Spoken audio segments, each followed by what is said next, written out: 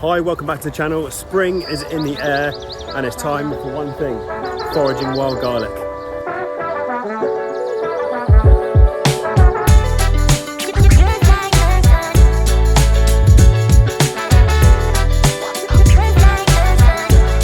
Let's go. Want to get into foraging your own food? Wild garlic is a great introduction. It's easy to find, it's easy to identify because it smells of garlic. And once you found it, like I am, you can come back to the same patch each year. It's also really versatile when it comes to cooking. You can make pestos, you can wrap lamb in it and cook lamb, you can use it in salads and dressings, and it's delicious. It's a beautiful, vibrant green leaf, and hopefully, this time of year, it should be pretty easy to find. It's been raining recently, so my search into forest was a pretty muddy one. But like striking gold, there it is, the great big patch of wild garlic. That aroma of garlic in the air is unmissable and always helps me find my favourite patch of wild garlic. And if you're going to go out foraging wild garlic, this is what you need to look for. First off, follow your nose. The smell of garlic is going to lead you to a patch of wild garlic. And like this, it normally grows together. I always pick wild garlic one stem at a time just to make sure it's safe and I don't pick any poisonous leaves at the same time. The veins in the leaf go top to bottom. That's what you're looking for, a nice leaf, pointy like this. And as you can see, there's plenty to harvest. It will flower into white flowers eventually. Right, now it's picked, let's get back to the kitchen and give this wild garlic a good clean. First off, I'm going to give the leaves a good wash and then chop them up finely. And this week for the wild garlic, we're going to turn it into a beautiful homemade focaccia, and we're going to use a sourdough base. So this is a great introduction into using a sourdough starter. Here we go. And if it's your first time using a sourdough starter, don't worry, keep watching, there's a safety net to make sure it rises. Let's start off by making the sourdough starter. First job is to weigh out the jar. We need to know what the weight of the empty jar is, so when we discard the starter each day, we can discard the amount, leaving the weight of the jar. Flour is super duper important when you're making your own starter. You don't want any bleached flour or any chemicals interrupting the fermentation process. So I'm using half rye flour and half organic white flour, unbleached. And the same with the water, you don't want any chemicals in that, so I use filtered mineral water and I warm it up to a lukewarm temperature. So on day one, we're starting out with 100 grams of rye flour, and then we're going to add 150 millilitres of warm water, and I'm going to give this a really good mix. Keep mixing your brand new baby starter to get a nice, smooth, creamy paste. Now I'm going to use my fermentation jars with a nice rubber tip on top, allowing me to screw the lid on nice and tight. And now, like any fermentation, I like to label the jar so I know when I made it and what it is. Day 2, feeding. So on day 2, you will see this film of liquid on top. This is normal. We're going to weigh out the mix and we are going to discard all of the starter apart from 70 grams of starter, taking into account the weight of your jar that you weighed out the day before. If it sounds complicated, it's not. You just want to be left with 70 grams of starter plus the weight of the jar you weighed the day before. Now today we are going to add 50 grams of rye flour and 50 grams of the organic white flour, like I said, unbleached. And now we're going to match this with 100 grams of the warm filtered mineral water. Spilt it. Day 3, repeat. By day 3 you might be seeing some little bubbles forming like this. If not, do not worry, it will happen. Now we're going to discard the same as yesterday, leaving 70% of the starter plus the weight of the jar. And now we're going to feed it again with 50 grams of rye flour plus 50 grams of the organic flour and 100 ml of the warm water, and mix. This may seem like a ball egg process, but trust me, it takes a couple of minutes and you actually fall in love with your starter, and it smells a bit like fresh bread already. Then we're going to screw the lid back on and leave it in the room temperature until tomorrow. Now at this stage, you can start using your discard to make homemade crumpets. It's got enough yeast in there to start puffing up in a little ring in a pan. Day 4, we are going to repeat the process again. 50 grams of rye flour, 50 grams of unbleached flour, 100 grams of warm water, and mix. I like to clean up the jar afterwards, that way I can see how much the starter has risen overnight. You can use an elastic band or a piece of string to mark the level of the starter. Day 5, activity.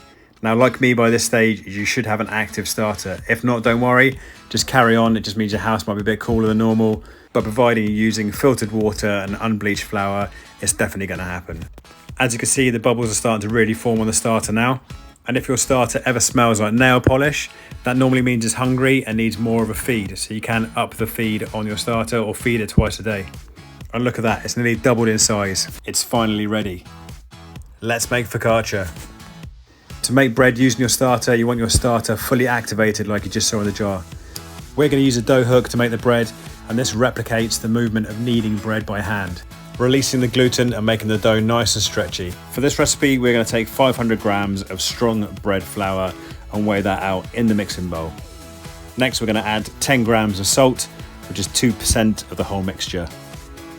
Now I'm going to pop the mixing bowl onto the machine, ready to mix. And next up, we're going to weigh out our liquid. Taking a clean glass jar, we're now going to add 410 grams of warm water. Blood temperature, so the same temperature as your body. And when you hear people talking about hydration levels in bread, this is 82% hydrations of water. So that's water compared to the amount of flour. And for this recipe, here's a little safety net. We are using dry instant yeast, and this is going to help the bread rise and back up the starter. We're going to add 1 gram of dry yeast into the warm water to activate for at least 10 minutes. So this yeast is going to give you a really nice aeration with the starter and nice big bubbles in your focaccia. Next up, we're going to take some nice olive oil. I've scented mine with rosemary and garlic, and we're going to add 10 grams of olive oil into the liquid. And now, using my long stick, I'm going to give that a nice stir to help the yeast to activate within the water, leaving that for at least 10 minutes. Now for the sourdough starter, like I said, when you're using a sourdough starter, it needs to be rising up so the yeast is active. As you can see here, the natural yeast has nearly doubled the size of the starter, and this is when you want to use your starter. It's most active at this point. So now the starter is at its most powerful stage, we're going to add that into the flour. If you want to double check, you can add the starter to the water, and if the starter floats, it's also ready to use. Any leftover starter can be fed and stored in the fridge. In goes the liquid, 82% hydration to the amount of flour. I hope that doesn't make it sound complicated. It's 82% of water to flour, easy peasy. Now let's mix the dough and release all that gluten from the strong flour. I'd say you're going to want to mix this for a good 6 to 8 minutes on a high speed until you hear the dough slapping against the side of the bowl. This means the gluten's come out, the dough's nice and silky, and then it's ready for its first proof.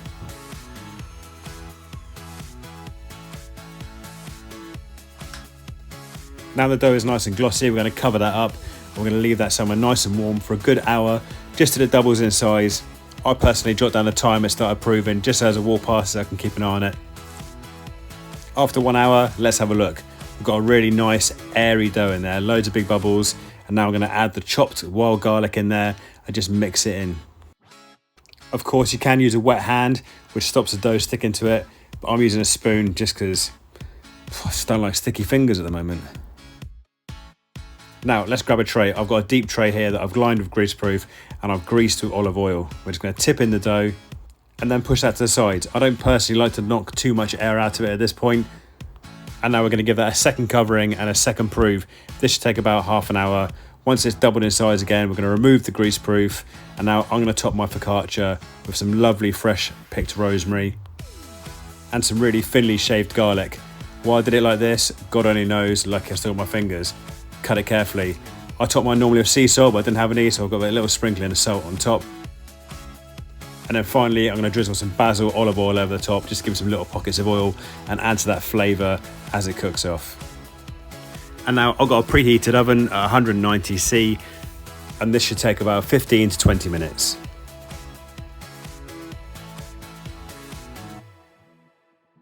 The kitchen smells incredible. Fresh rosemary, basil, bacon bread. After 20 minutes, we're going to pull it out and allow the bread to rest on a tray. Really importantly, but be careful, you need to take the focaccia out of the tray and off the greaseproof paper. This is going to stop the focaccia getting soggy on the bottom. And then with any bread, as always, allow it to rest, allow it to cool before you dive in. I know it's tempting to eat it now, but allow it to cool and you're going to get a better bread at the end of the process. The nervous, tense bit where I cut into it for the first time and take a look at that aeration on the inside. What does it look like? Let's cut it open and have a look. Ooh yeah. Really nice, equally spread out aeration bubbles through the bread. Look at that. The smell of garlic's insane. Looks good, smells good. I think the family is in for a treat. And out of this recipe, 500 grams, I would say we get 4 nice sized pieces of bread to make sandwiches out of. Comme ça, just like that.